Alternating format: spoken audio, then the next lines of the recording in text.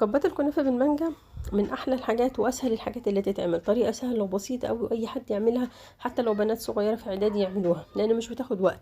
بس الكنافه اللي عايزه تتحمر تحت الشوايه في الفرن، ولكن اللي حابب يحمرها على البوتاجاز من فوق هتتحمر بماده دهنيه. في الفرن لا، انا مش بحمر باي سمنه ولا زبده ولا حاجه، هي دوب ربع كوبايه سكر بودره على نص كيلو كنافه، بحمره واشيله في الفريزر، ولما احتاج باخد اعمل منه الحاجات اللي انا حباها.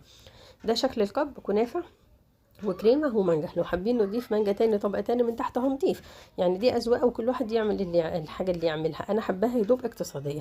اتمنى من المشاهدين الجدد اللي بيشرفوني يشتركوا في القناه وفعلوا جرس خطر الكل علشان يوصل لكم كل جديد. الكبات دي سهله وبسيطه ومش بتاخد وقت اطلاقا في شغلها. اول حاجه هسيح الجيلاتين. هجيب، لو انا هعمل كوبايه مانجا يبقى هحط معلقه جيلاتين، لو انا هعمل كوبايتين هحط معلقتين. انا هنا عامله كوبايتين عصير مانجا تقيل. حطيت هنا معلقتين جيلاتين وحطيت عليهم تلت كوبايه ميه مغليه. هقلبهم وهسيبهم على جنب لغايه لما الجيلاتين يفك معايا خالص ويسيح.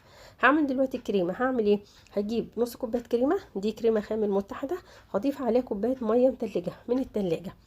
البيوريه المانجا اللي يزيد على فكره كانه بنكوت، احطوه في طبق ازاز، انا زاد مني حبه حطيتهم في طبق ازاز. هنا على الكريمه ضفنا سكر بودره، انا ضفت معلقتين، انتوا زي ما تحبوا، حابين تضيفوا ربع كوبايه نص كوبايه اللي انتوا حابينه. هنخفقهم مع بعض لغايه لما الكريمه تملى البوله. الكريمه انا عاملاها كتير قوي على القناه لان الطريقه دي هي ما بتتغيرش اصلا. للتورت لا، لازم تبقى تقيله كده خفيفه، ما ينفعش، لكن للكبات لا، بتبقى خفيفه. هنا انا جبت كوبايتين عصير مانجا، دي مانجا متفرزينه عادي في الفريزر، وهصفي الجيلاتين عليها. الجيلاتين مش هيبقى فيه اي كلكعه لانه اصلا اساسا منقوع في الميه المغليه.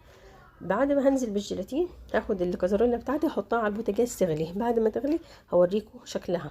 هي غليت، الجيلاتين ساح معايا تاني اكتر، هو كده كده سايح بس طبعا ساح، خلى المانجا كأن قوامها خفيف في البدايه، بس بعدين لما تبرد لا هتتقل معاكم. بعد لما بتغلي على البوتاجاز باخدها بحطها في حله فيها ميه بارده. ليه؟ علشان تنجز وتبرد معايا بسرعه، لان انا محتاجاها تبقى بارده، مش هينفع تبقى دافيه وانا بحطها على الكريمه هتسيح، غلط، ما ينفعش.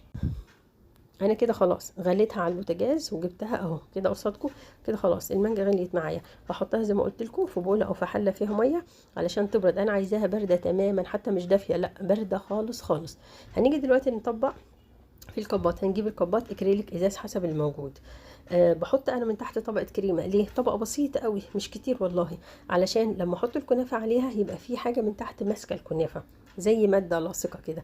لو انتوا حابين تبداوا بالكنافه على طول ابداوا، هو كل الناس بتبدا بالكنافه، ولكن الطريقه دي افضل. ليه؟ الكنافه مش هتفرفت لما الطفل ياكل، يعني راعوا قصه ان في طفل بياكل، حد كبير في السن بياكل، فراعي ان في من تحت تبقى طبقه الكريمه دي تبقى ماسكه الكنافه. اول حاجه ضفنا الكريمه وتبقى طبقه خفيفه برضو. هنضيف بعدين الكنافه شوفوا انتوا حابين تضيفوا قد ايه. في ناس ممكن تضيف معلقه، في ناس ممكن تضيف كبشه، كبشتين، براحتكم. ده شكل الكنافه كان لما حمرتها في الفرن. لو انتوا مش عايزين تضيفوا سكر ضيفي شربات، اعملي نص كوبايه سكر على كوبايه ميه على يعني نقطتين ليمون، وخليهم يغلوا على البوتاجاز شويه. بعد ما يغلوا على البوتاجاز برديهم، وبعدين رشيهم على الكنافه وخلاص هتبقى الكنافه فيها شربات. ولكن الكبات بتاعت بره اللي في المحلات لا، غير دي، هتلاقوا الطعم بتاعها مختلف. ليه؟ الكنافه بتاعت بره دي بواقي الكنافه البورما والكنافه الاساور والكنافه اللي بتتباع بقى اللي هي بالكيلو والكنافه الصواني، كل البواقي المفرفت عنده ده مش بيرميه، ده بيعملوا كبات. ده هم جالهم مكسب من الهوا.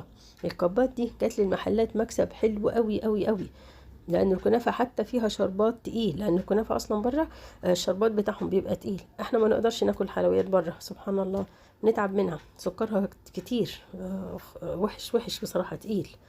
فانتوا هنا كده بعد ما خلصنا بناخد الكب التاني وبنضغط على التاني ده، اخدها يعني لان كله مقاس واحد بحيث تتساوي، يعني الكنافه ما تبقاش منعكشه كده، لا تبقى كلها متساويه.